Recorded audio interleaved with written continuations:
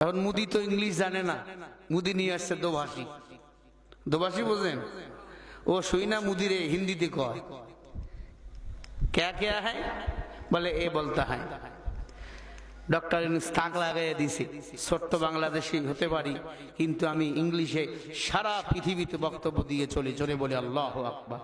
Doctor Yunus বলছে আমার তিনটা দাবি। এক নাম্বার দাবি হলো স্বৈরাচার হাসিনাকে বাংলাদেশে ফিরিয়ে দিতে হবে। যেই মানুষকে বাংলাদেশের মানুষ ক্ষমতায় বসাইছে নাম হলো ডক্টর মোহাম্মদ ইউনূস। ইনি হলেন একজন বিশ্ব নেতা। আল্লাহু আকবার বলেন। ব্যাংককে একটা বৈঠক হয়েছে, সেখানে নরেন্দ্র মোদী ডক্টর ইউনূসের সাথে সাক্ষাৎ করতে গেছে। ডক্টর ইউনূস সাক্ষাৎ করবে, ডেট দিয়েছে, হ্যাঁ অমুক তারিখে সাক্ষাৎ করব। তার আগে বিশ্বের বড় বড় নেতাদের সাথে সফর করে এরপরে ব্যাংককে নরেন্দ্র মোদীর সাথে বৈঠক করতে গেছে। নরেন্দ্র মোদী আগে গিয়ে বইয়া আছে রুমের মধ্যে, বড় বড় সাংবাদিকরাও সেখানে বসে আছে। ডক্টর ইউনূস যখনই ঢুকছে সবাই দাঁড়িয়ে সম্মান করা শুরু করে দিয়েছে। আল্লাহু আকবার বলেন, আরো জোরে কোন আল্লাহু আকবার। ডক্টর ইউনূস যখনই ঢুকছে নরেন্দ্র মোদীও দাঁড়িয়ে গেছে। বলেন না সম্মান দেওয়ার মালিককে? আরো জোরে বলেন না কে? নরেন্দ্র মোদী দাঁড়াবে না কেন? জাতিসংঘের যিনি মহাসচিব 3 দিন এসে বাংলাদেশে ছিল। মহাসচিবকে 3 দিন বাংলাদেশে রাখা মানে কি জানেন?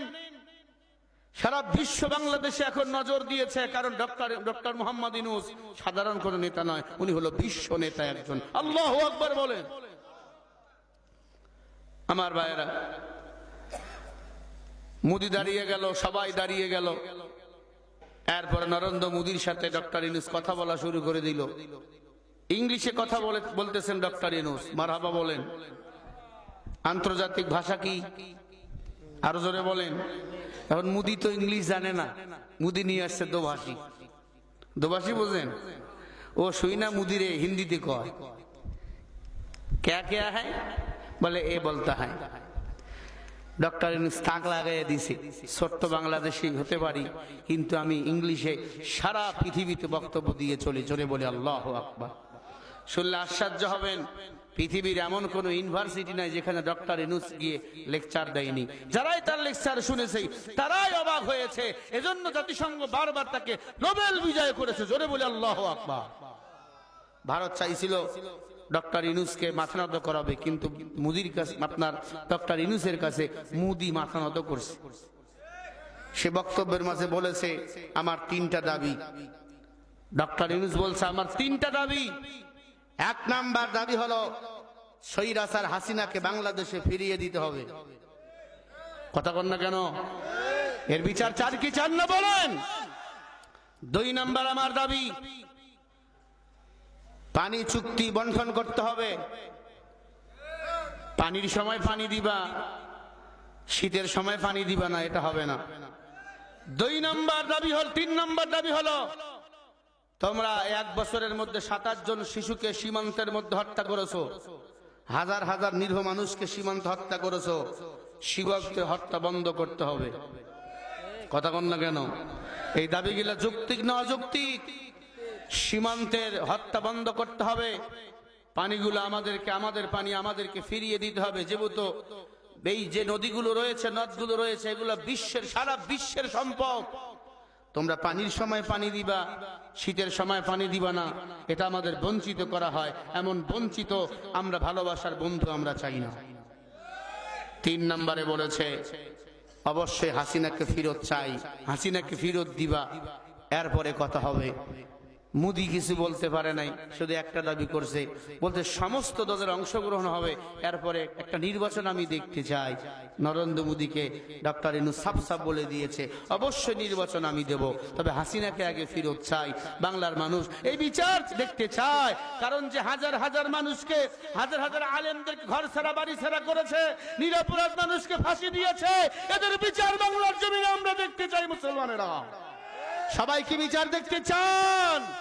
কারা কারা চাও একটু হাত তুলে দেখাও মুসলমানেরা। লিল্লাহি তাকবীর, নারে তাকবীর। ডক্টর ইউনূসকে আমি ধন্যবাদ জানাই। ইংলিশে কথা বলতেছিল, মোদী খালি ক্যাকা করতেছিল। দুবাসী যা বলতেছে তা বুঝতেছে, কারণ ও হতে পারে ভারতের প্রেসিডেন্ট, প্রধানমন্ত্রী, কিন্তু ডক্টর ইউনূসের কাছে সে একটা দুধের বাচ্চা। কারণ ইনি হলে বিশ্ব নেতা, ইনি যেখানে যাবে গোটা বিশ্ব সেখানে তাকিয়ে থাকে। আল্লাহু আকবার বলেন।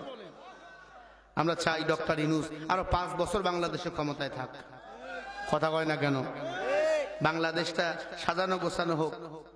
গত বছর রমজানে মরিচের কেজি খাইছেন কয় টাকা? 400। এবছর 30 টাকা। কথা কয় না? এই দেশ থেকে আলু আনে, পেঁয়াজ আনে, এরপরে আলুর দাম 60 টাকা, এখন আলু 20 টাকা। কথা কয় না কেন? পুরুষ আসলে দেশে এমনি শান্তি চলে আসে। কত লোডশেডিং হয়েছে বাংলাদেশে গত বছর, এবার লোডশেডিং আছে? কথা কয় না? আছে। পুরুষরা রাষ্ট্রপ্রধান হলে শান্তি আছে না নাই? আলহামদুলিল্লাহ। আরো যদি আলেম ওলামা দেশের রাষ্ট্রপ্রধান হয়, কোনো অশান্তি থাকবে? আর আল্লাহর বান্দারা আওয়ামী লীগরে দেখেছি, বিএনপিরে দেখেছি, একবার বাংলাদেশের আলেম ওলামাদেরকে পার্লামেন্টে দেখা দরকার। আলেমরা যদি পার্লামেন্টে যায়, ক্ষমতায় যায়, রটের বদলে বাঁশ দিবে না, গম চুরি করবে না, টিন চুরি করবে না। এরা আল্লাহর কোরআন দিয়ে রাষ্ট্র চালাবে। কোন বেনামাজি আজান হলে আর ঘরে ঘুমাইতে পারবে না, আল্লাহর ভয়ে, না হয় মাইরের ভয়ে মসজিদে গিয়ে নামাজ আদায় করবে। আর এই যে রাষ্ট্রে নামাজ কায়েম হয়ে যাবে, ওই রাষ্ট্রে চুরি ডাকাতি কখনো আর হবে না। ও মোহনপুরের মানুষেরা, আল্লাহর কোরআনের এত পাওয়ার। কোন রাষ্ট্রে যদি কোরআন কায়েম হয়ে যায়, কোরআন দিয়ে বিচার চলবে। কেউ যদি চুরি করে হাত কেটে দেওয়া হবে, কোরআনের বিধান। কথা কন না গা? ও আল্লাহর গোলাম, কোরআন খারাপকে ভালো বানাতে পারে, কোরআন জাহান্নামীকে জান্নাতে নিয়ে যেতে পারে। বলতেছিলাম মিশরে হাফির কথা। মদখোর, দৈনন্দিন মদ খান পান করত। মা দোয়া করে, আল্লাহ আমার সন্তান মদ পান করে, আমার সন্তানটাকে তুমি হেদায়েত দান করো। আবার বলেন হেদায়েতের মালিক কে? সবাই বলেন না কেন? মিশরে হাফি বদপাল করার জন্য বন্ধুদেরকে নিয়ে মিশরের নাইট ক্লাবের দিকে রওনা। চলতেছে গভীর রাত। হঠাৎ করে চলতে চলতে দেখে একটা কাগজের টুকরা পড়ে আছে। কাগজের টুকরা হাতের মধ্যে নিল, দিলটা নরম হয়ে গেল, হাতটা থরথর থরথর করে কাঁপতেছে। মিশরে হাফি ডাক দিয়া কয়, বন্ধু তোমরা সবাই নাইট ক্লাবে মদ পান করতে যাও, আমি আজকে যাব না কেন? বলে আমার শরীরটা ভালো লাগতেছে না, আমি একটু বাসায় যাব, ঘুমায়া যাব। আল্লাহর বান্দারা সবাই নাইট ক্লাবে মদ পান করার জন্য চলে গেল। মিশরে হাফি কাগজের টুকরা হাতের মধ্যে মুষ্টি করে ধরে মায়ের কাছে চলে গেল। মা ঘরের দরজা বন্ধ করে তাহাজ্জুদের নামাজে দাঁড়াইছে। দোয়া করে, আল্লাহ গভীর রাতে আজকে সন্তান আইসা আবার আমাকে মারবে, এই মার আমি কত সহ্য করব? আমি মা চাই না আমার সন্তান জাহান্নামী হয়ে কবরে যাক। ও আল্লাহ আমার সন্তানকে হেদায়েত দাও। মিশরে হাফি দৈনন্দিন মদ পান কইরা ঘরের দরজা লাথি মারত। মা থরথর করে কাঁপতো, ঘরের দরজা খুলাইয়া দিত। আমি কত আর সন্তানের মার সহ্য করব, কত আর বিডানি সহ্য করব? মিশরে হাফির মাই দোয়া করে মুনাজাত শেষ করলে মিশরে হাফি ঘরের দরজায় টুকটুক করে আওয়াজ দিয়ে বলে, এতদিন জোরে জোরে ধাক্কাইতো, আজকে আদবের সাথে টুকটুক করে আওয়াজ দিয়ে বলে, আম্মা জান আসসালামু আলাইকুম ওয়া রাহমাতুল্লাহ। মারহাবা বলেন না?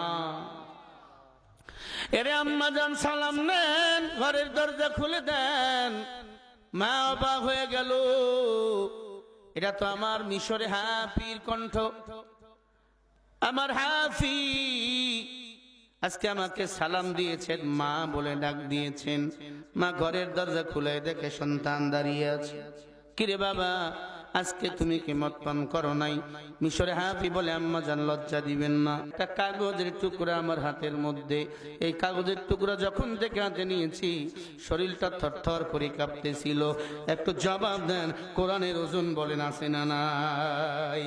1 কেজি ওজনের কোরআন এত পাওয়ার, সারা দুনিয়ার কিতাবগুলো উজু সারা ধরা যায়, আল্লাহর কোরআন উজু সারা ধরা হলো হারাম।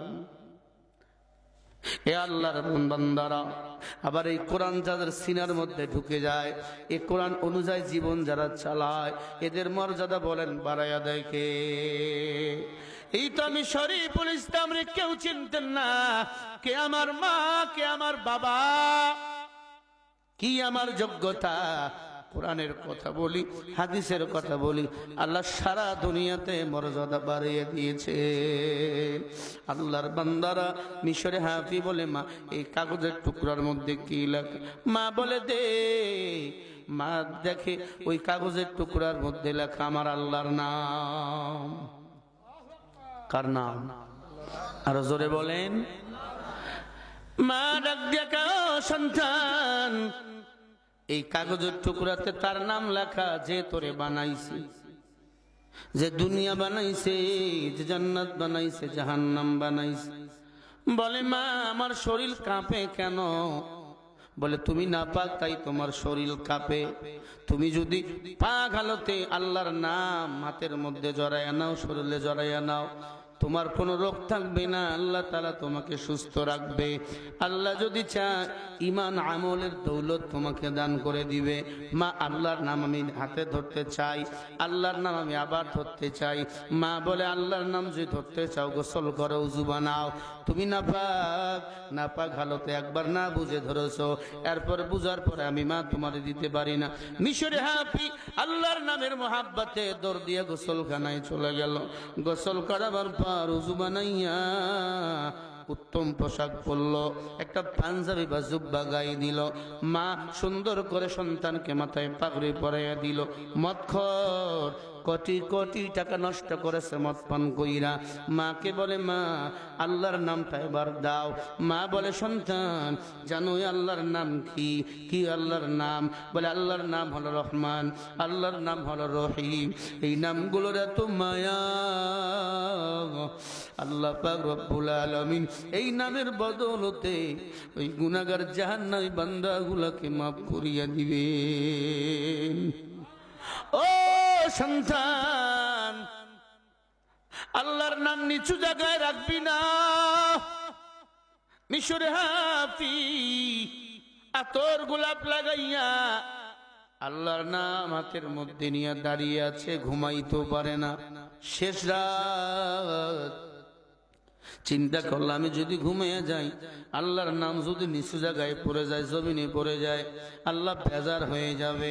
মাথার পাগড়ির মধ্যে আল্লাহ তাআলার নাম পেঁচাইয়া দাঁড়িয়ে দাঁড়িয়েছিল। ফজরের নামাজের আজান হয়, আজানের সাথে সাথে মসজিদে চলে যায়। ইমাম সাহেবকে ডাক দিয়া বলি, ইমাম সাহেব, ও মুয়াজ্জিন সাহেব আজান দেন। মুয়াজ্জিন আজান দিয়ে দিল। মুয়াজ্জিন অবাক, ইমামরা অবাক, এ তো মদ খাইয়া পড়ে থাকতো রাস্তায়, আজকে মসজিদে আসছে, কি ব্যাপার? ব্যাপার বলা যাবে না, নামাজ আদায় করেন। নামাজ আদায় করাবার পর আল্লাহর বান্দা ইমাম সাহেবকে বলে, হুজুর আপনি আমারে তাওবা করাইয়া দেন, কত বেয়াদবি করেছি, কত খারাপ কথা বলেছি, আল্লাহর কোরআনের বিরুদ্ধে কত দুরাচরণ করেছি। আমি আজকে থেকে ওয়াদা করলাম নামাজ ছাড়বো না, কোরআন ছাড়বো না, কোরআন তেলাওয়াত করতেই থাকবো। মিশরে হাফি বলে ফজরের নামাজের পরে আমি ঘুমিয়ে গেলাম।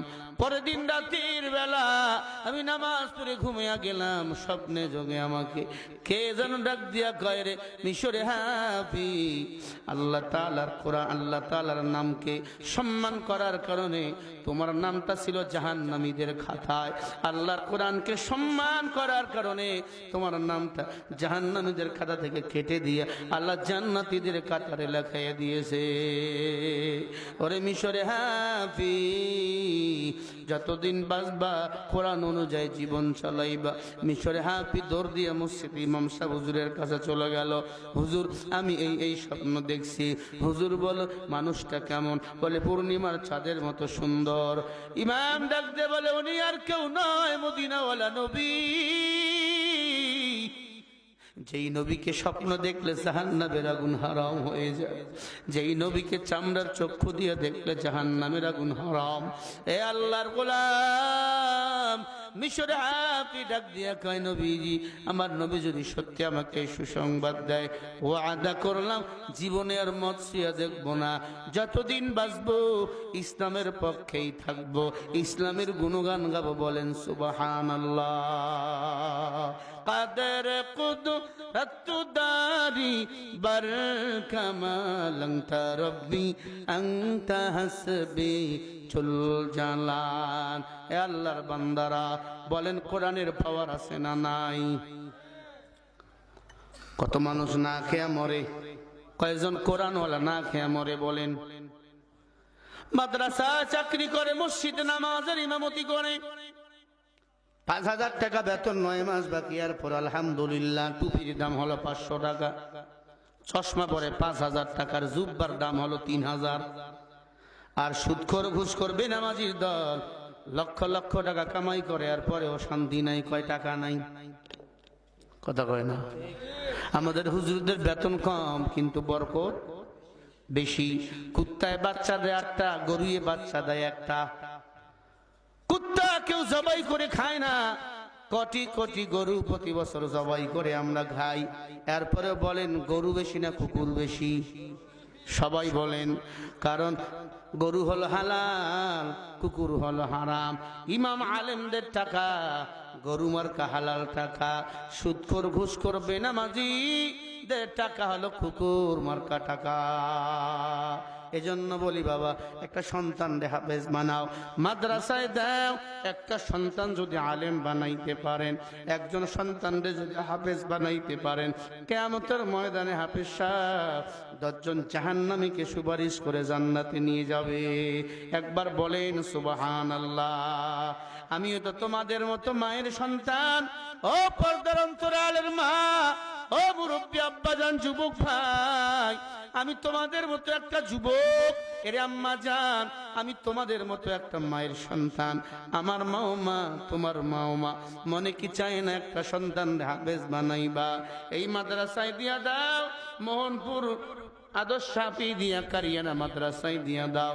সন্তান যদি হাফেজ হয়, কিয়ামতের ময়দানে সন্তান তোমাকে জান্নাতে নেওয়ার পারমিশন দিবেন আমার আল্লাহ।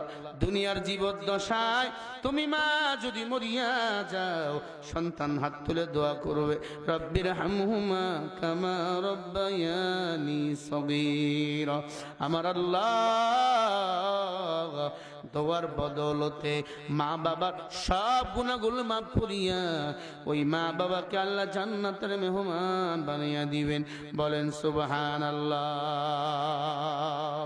আতিনা ফি দার দুনিয়া না হাসান, আতিনা ফি দারি কওবানা হাসান। কষ্ট হয় নাকি আপনাদের? বেজার হইতেছেন? তাকবীর দেন না, নারায়ে তাকবীর, লিল্লাহি তাকবীর। ভাইরা আমার, যতদিন বাঁচবো বলেন ইবাদত করব কার? আবার বলেন আফদালুল ইবাদাতি তিলাওয়াতুল কুরআন। কোরআন শরীফ তেলাওয়াত সর্বোত্তম ইবাদত। কোরআন তেলাওয়াত করবেন। নিজে পারেন না, সন্তানকে কোরআনওয়ালা বানাবেন, সন্তানরা হাফেজ বানাবেন। এটাও যদি না পারেন, একজন হাফেজ সাহেব তালিবুল ইলমকে লজিং খাওয়াবেন, জাগির খাওয়াবেন। এটাও যদি না পারেন, একজন মাদ্রাসার খরচ, ছাত্রদের খরচের দায়িত্ব নেবেন। এটাও যদি না পারেন, বছরে এসে মাসে এসে মাদ্রাসার একটা ছাত্রের খবর নেবেন। কিয়ামতের ময়দানে আমলের বড়াই কইরা কেউ জান্নাত যেতে পারবে না, আল্লাহ যদি দয়া মায়া না করে, আল্লাহ যদি ওসিলা মাফ না করে। কথা কয় না? আল্লাহ যদি মায়া না করে, কেউ জান্নাত যেতে পারবো না রে ভাই। অনুরোধ করি বলি রে যুবক, আল্লাহর বড় মায়া, আল্লাহর বড় দয়া, আল্লাহর মতো দয়ালু কেউ না। উমর ফারুক রাদিয়াল্লাহু তাআলা আনহু ক্ষমতার মসনদে বসা এক যুবক চোখের পানি ছেড়ে হাউমাউ করে কান দিয়ে বলে, উমর আমি পাপ করেছি, আমি পাপী, আমার পাপের কথা মনে হইলে জাহান্নাম ছাড়া কোনো উপায় দেখি না। এ যুবক কি পাপ করেছে বলে? বলে আমি আপনারে বলবো না, কারণ কথার আগে একজনের তরবারি চলে, সে হলো উমর। আমি যে পাপ করেছি পাপের কথা বললে তরবারি দিয়ে আপনি আমার কল্লা কেটে ফেলবেন। উমর, আমি বলতে পারবো না, কিন্তু জাহান্নামের আগুন তো সইতে পারবো না। উমর বলে, নবী হলো নরম দিলের মানুষ, রাহমাতুল লিল আলামিন, এখনো বেঁচে আছে, চলো আমার নবীজির কাছে। আমার নবীর কাছে যুবকরে নিয়ে যাওয়া হলো। যুবক চোখের পানি ছেড়ে দিয়ে বলে, নবীজি আমি এমন পাপ করেছি, এই পাপের কথা শুনলে আমি চিৎকার করে জমিনে কেঁদে কেঁদে বেহুশ হয়ে যায়। আল্লাহ নবী আমার বলে, যুবক কি পাপ করেছো বলো? ডাক দিয়া বলে, পয়গম্বর, আমার এলাকায় যত মানুষ মারা যাইত তাদেরকে দাপন করা হতো। আমি দাপন করাবার পর সবাই যখন চলে যাইতাম, ওই কবরের ভিতর ঢুকে ওই মানুষের কাপনের কাপন চুরি করতাম। আমি হলাম কাপন চোরা। একজন দুইজন নয়, শত শত হাজার হাজার মানুষের কাপনের কাপড় চুরি করেছি আমি। 22টা বছর কাপনের কাপড় চুরি করেছি রে নবীজি। বলেন এই পাপকে আল্লাহ আমার মাফ করবেনি? নবী কোনো কথা বলে না। যুবক চোখের পানি ছেড়ে দিয়ে বলে, নবীজি শুধু তাই নয়, মদিনার একটা সুন্দরী রমণী নারী ইন্তেকাল হয়ে গেল। ওই নারীর সতীত্ব দুনিয়ার কোনো পুরুষ দেখে নাই, এমনকি শরীরের কোন অংশ দুনিয়ার কোনো মানুষ দেখে নাই।